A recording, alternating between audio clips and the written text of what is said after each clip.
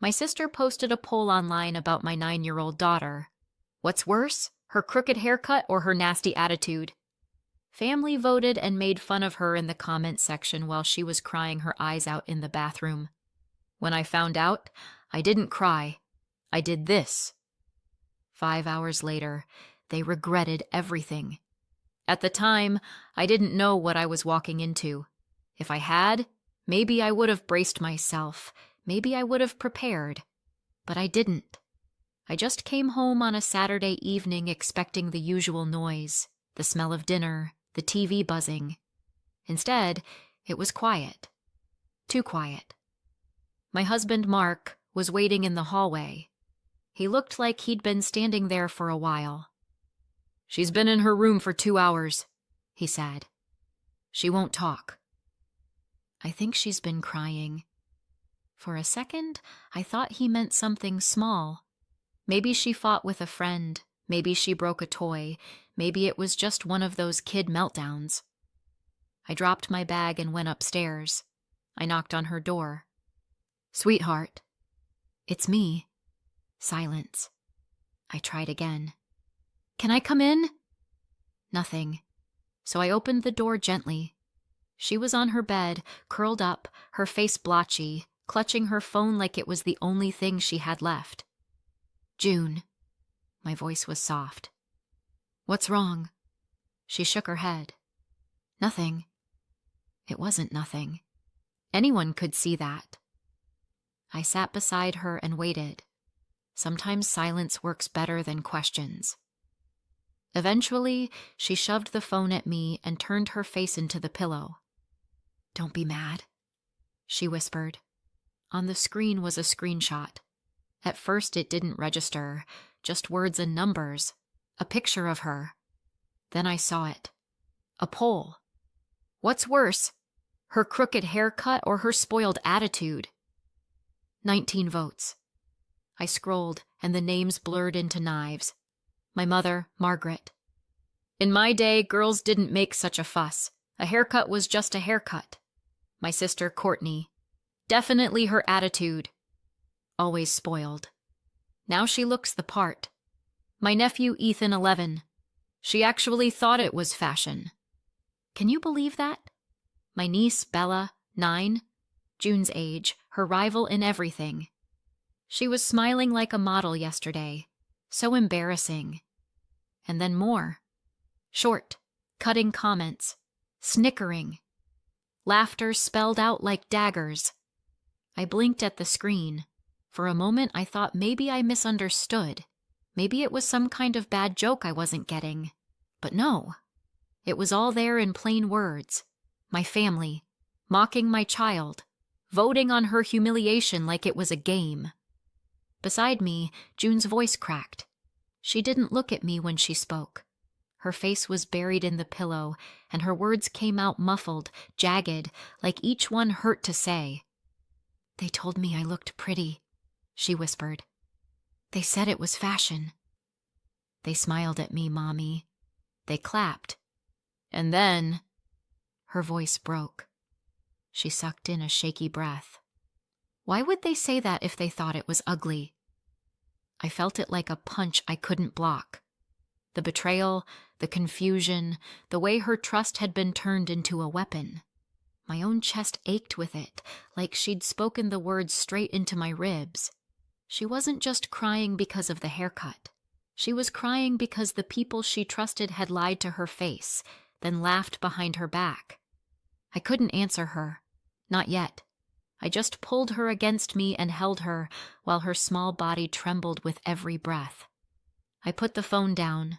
My hands were steady, but inside, everything was turning over. I looked at her, my baby, hiding her face, ashamed of nothing but trusting the wrong people. "Listen to me," I said, and my voice didn't shake. "This isn't about you. It's about them. You are beautiful. You are kind, and you believed them, which only shows how much better you are than they are." She didn't answer, but she leaned into me, and I felt her shoulders tremble. I stayed there with her until her breathing evened out. When I finally went back downstairs, Mark was waiting. "Is she okay?" "She will be," I said. He nodded, but his eyes asked for more. I didn't give it. Not yet, because even then, I was still trying to process it myself. Later that night, after she'd fallen asleep, I sat at the kitchen table with my phone in front of me. I scrolled until the words blurred, every comment carving deeper. This wasn't just a joke. It was betrayal. And they don't know it yet. But what they did tonight will cost them everything. Finally, I set the phone down, pulled my laptop closer, and opened it. If they thought I was going to cry myself to sleep, they didn't know me at all. When I saw that poll Saturday night, part of me wanted to say I was shocked. But if I'm honest with you, I wasn't. Not really. It felt less like a lightning strike and more like déjà vu. Because this wasn't new. This wasn't the first time my family had laughed behind our backs. It was just the first time they'd aimed their poison at my daughter instead of me. And that was unforgivable. Courtney has always been the golden child. As far back as I can remember, she could do no wrong. She'd sing off key, the whole room clapped. She'd doodle something silly, everyone acted like she'd painted the Mona Lisa. Meanwhile, I was the quiet one. If I got straight A's, nobody blinked. If I asked why Courtney always got more attention, my mother, Margaret, shut me down with the same line every time. "You are just imagining it, Lydia. You're too sensitive. Maybe you've heard something like that before. It's code for don't complain, don't expect fairness, just take it." So I did. But let me be clear. I could take it when it was me. What I can't take is when they do it to my daughter. I'll give you one example that's burned into my memory. I was 13. I'd worked for months babysitting, mowing lawns, scrubbing dishes just to buy my first real dress for the school dance. Courtney came into my room and offered to help. She pinned the hem, tugged the straps, told me I looked amazing. And I believed her. That night I walked into the dance thinking maybe, just maybe, I'd get to shine. Then I heard her laughing in the girls' bathroom. "Can you believe she actually wore it?" She thinks she looks glamorous. It looks like a curtain. Her friends howled with her. I can still hear it now. When I told my parents later, desperate for someone to take my side, they dismissed me. Courtney was only trying to help. Don't be ungrateful, not humiliated, not betrayed. Ungrateful. I didn't forgive her. Not then. At 13, you don't forgive. You just bleed. It was only much later, as an adult, that I told myself maybe she'd been immature. Maybe she'd grow out of it. Spoiler, she didn't. Now, fast forward. Courtney and I both have daughters, same age, same school, same events. And wouldn't you know it? The rivalry didn't end with us. It passed down like a family curse. Last year's spring fair proved it. Normally, Bella, Courtney's daughter, gets all the attention. Perfect hair, perfect outfit, loudest cheers. June, my daughter, would usually clap politely from the sidelines, but that year, June decided to make her own fairy costume. Glue, glitter, fabric everywhere. A 9-year-old's masterpiece. And she won. Prettiest costume, a ribbon pinned right on her chest. I will never forget June's face. Pure pride, pure joy. That's the kind of glow every mother lives for. But I will also never forget the way the family reacted. My mother clapped like she was applauding the weather forecast. Courtney smiled so tight it looked painful. Bella sulked. I could see it in their eyes, resentment simmering. And maybe you're thinking, why didn't you call it out, Lydia? Why didn't you defend June right then? The truth is, I thought maybe I imagined it. I wanted to believe I imagined it. Because to June's face, they smiled. They told her good job. And I wanted so badly to let her enjoy her win without me dragging my old suspicions into it. So I smiled with her. I let her glow. because she deserved that moment, and I wasn't going to let them steal it, not in front of her. But inside, I knew. That was the day Courtney decided June wasn't just my daughter anymore. She was competition. And here's the part that stings the most. I was the one holding everything together. I work in IT. I make good money, enough to cover my own bills, and theirs. Yes, I helped my parents with their mortgage, their utilities, their groceries. Yes, I helped Courtney open her salon. I fronted her the lease deposit, bought her equipment, even slipped her money in slow months so she wouldn't lose it. Maybe you're wondering, why, Lydia? Why would you keep helping people who treated you that way? Because I thought that was what a good daughter did. Because I thought maybe if I gave enough, supported enough, they'd finally see me as part of the family, not the outsider. And most of all, because June deserved grandparents. She deserved cousins. I didn't want her growing up lonely just because her mother had a toxic childhood. So I bit my tongue. I told myself I was buying peace. But the truth? I was just feeding their resentment. They hated me for having more. They hated me for being able to provide when they couldn't. And they hated June even more for shining when Bella didn't. Friday afternoon, Courtney called. "Bring June over," she said. "I'll do her hair for the school event Monday. I'll style both girls. They'll look amazing. And here's where I know some of you will be shaking your heads. Why did you say yes, Lydia? Why would you trust her?" Because June was begging me. Because she wanted so badly to believe her aunt would make her beautiful. Because Courtney was a professional stylist. This was her actual job. And because sometimes, against all better judgment, you want to believe family won't be cruel to a child. So I said yes. I regret it. But that's why I did it. When I picked June up that evening, her bangs were jagged, her layers uneven. But she was glowing. They clapped, they praised, they told her it was fashion. And I smiled with her. Because what was I supposed to do? Break her heart in the car on the way home? Tell her she looked ridiculous when she was grinning ear to ear? Number. I let her have her moment. Because she deserved to feel beautiful, even if I had doubts gnawing at me. And maybe that makes me weak. But I'd rather be weak for one night than crush my daughter in that moment. But Saturday night, when I saw that poll, that was when it hit me. The haircut wasn't fashion. The praise wasn't real. The poll wasn't a joke. It was deliberate.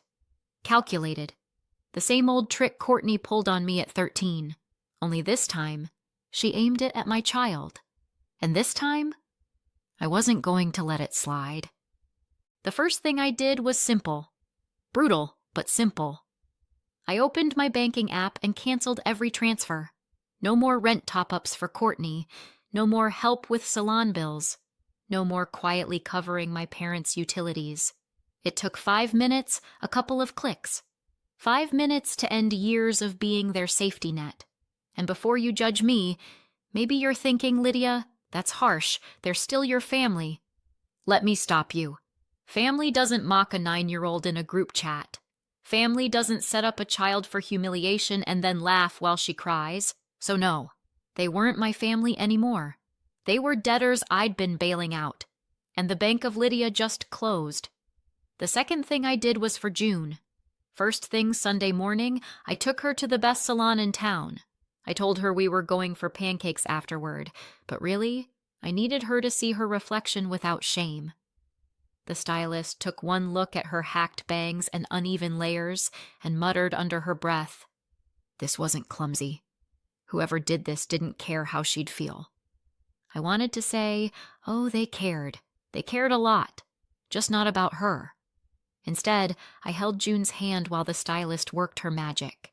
Snip by snip, the damage was reshaped into a sleek little bob. When it was done, June stared at herself in the mirror. For a moment, she didn't say anything. Then slowly, the corners of her mouth lifted, and there it was, her smile. "You look perfect," I told her. "And tomorrow, you're going to walk into school with your head high." They don't get to take that from you. Because that's what this was about now. Not just fixing hair, but showing her what we do when people try to tear us down. We stand taller. That night, I turned my attention back to Courtney. Not with screaming, not with confrontation. I didn't need to. I had something better. The truth. I logged into the mom's group chat, the place where playdates are arranged, bake sales are planned, and reputations are made or broken in a single post. I didn't rant. I didn't exaggerate. I just told them what happened.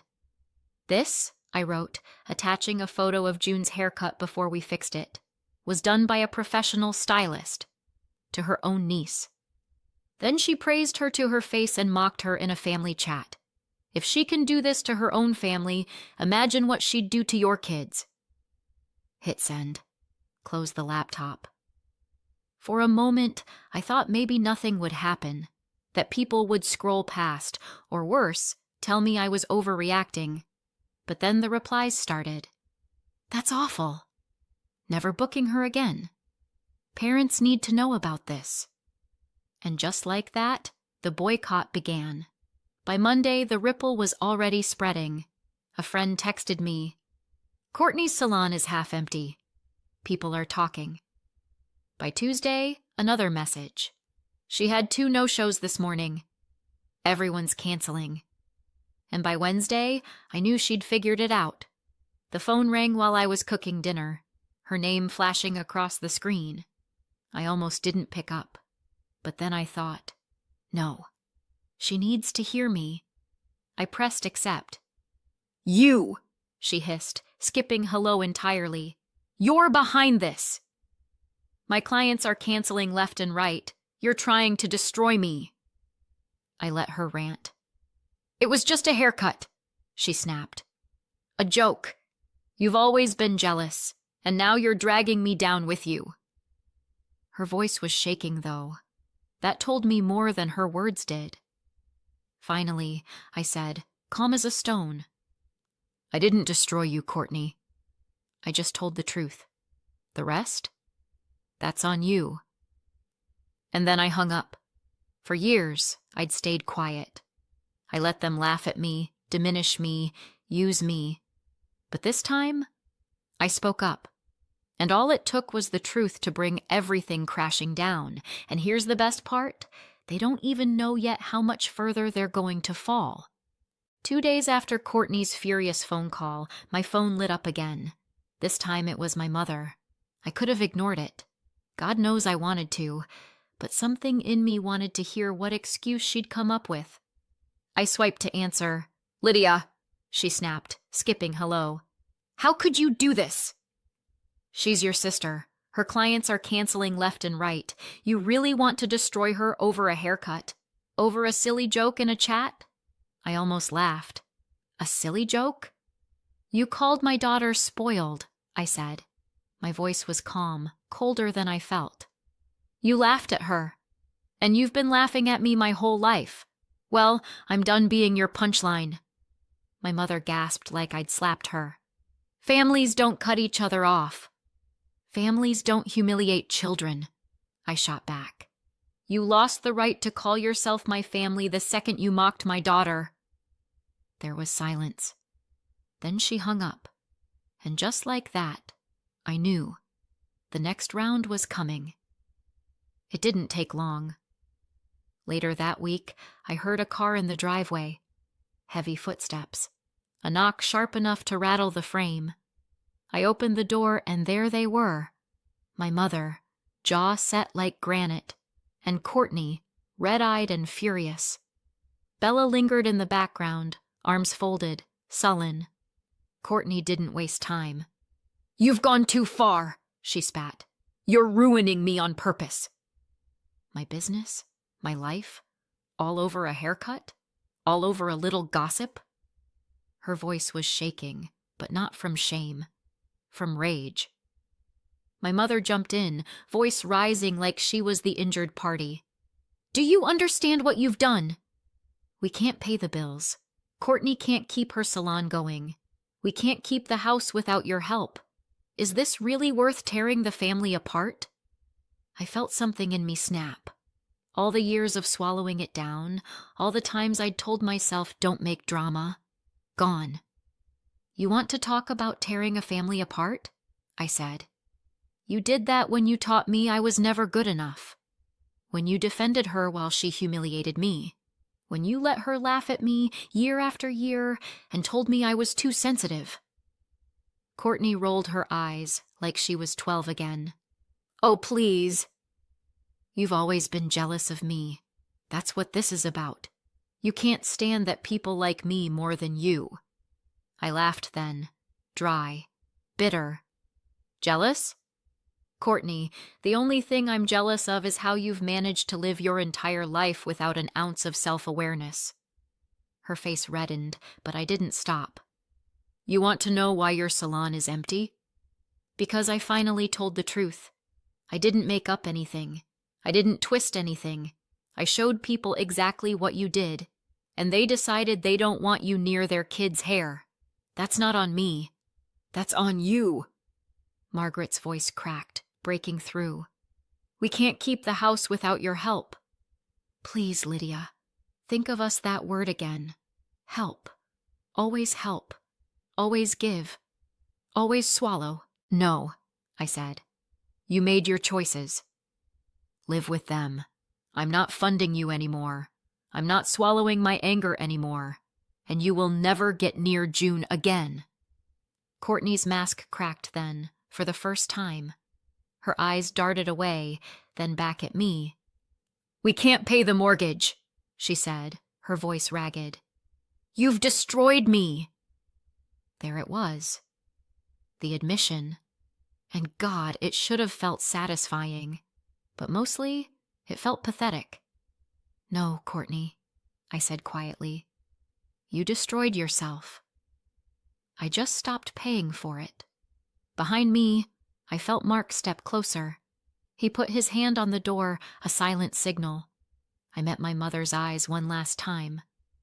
You wanted to know if it was worth tearing the family apart? Yes, it was. Because June is worth more than every one of you combined. And with that, Mark closed the door. The knock came again, hard, frantic. But I didn't answer. For the first time in my life, I didn't owe them anything. And they knew it. Months later, they were gone. Courtney's salon didn't just slow down, it collapsed. Empty chairs, canceled appointments, whispers spreading through every parent group in town. With no clients and no money from me, she couldn't keep it open. And Margaret? She couldn't cover the house, couldn't keep the lights on. Without my help, everything they leaned on me for buckled.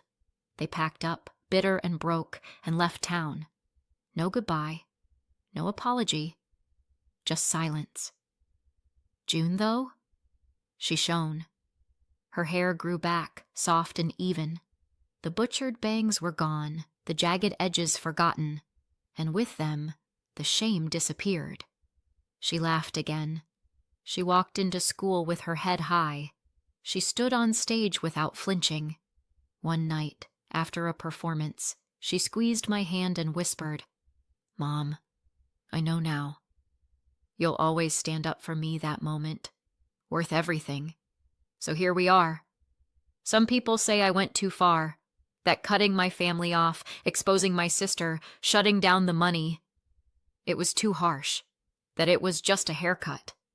Others say I should have done it much earlier. What do you think? Did I go too far, or was I right to finally draw the line? Let me know in the comments below and subscribe for more. After listening to today's story, perhaps it has raised some new questions in your mind, or maybe it has brought back some old memories. Every day on Reddit, new experiences and moments create fresh stories, and they connect all of us. Everyone has their own unique journey in life, and we all try to understand the world in our own way. These kinds of moments remind us that we are all human, sometimes happy, sometimes sad, and always learning something new. If you enjoyed this story, feel free to share it with your friends. Your thoughts and feedback are always valuable to us, as they motivate us to create even better content. Every story has its own unique angle, and our goal is to understand everyone's perspective and make our content diverse and relatable. Stories like these help us realize that life's journey is different for everyone, and by hearing other stories, we learn something new. You can also share your own stories with us. Your experiences are valuable to us as well, and if you enjoyed this video, please leave your feedback. We aim to create content that brightens your mind and gives you new ideas every time. If you've already seen this video before, your feedback is still important. With every piece of feedback, we can improve our content and bring a new perspective to our viewers.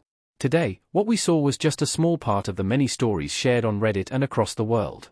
It's a reminder of how we all try to understand life by sharing our experiences with each other. This video was only an example of how we try to connect with others through storytelling, learning about different sides of life. We hope to continue sharing such stories that help us all learn and grow together. Thank you for your time, and don't forget to keep an eye out for more stories coming soon. If you haven't already, please like and follow for more amazing content. Your support keeps us going, and we will strive to bring you more thought-provoking and heartwarming stories. Until next time, take care and stay curious. **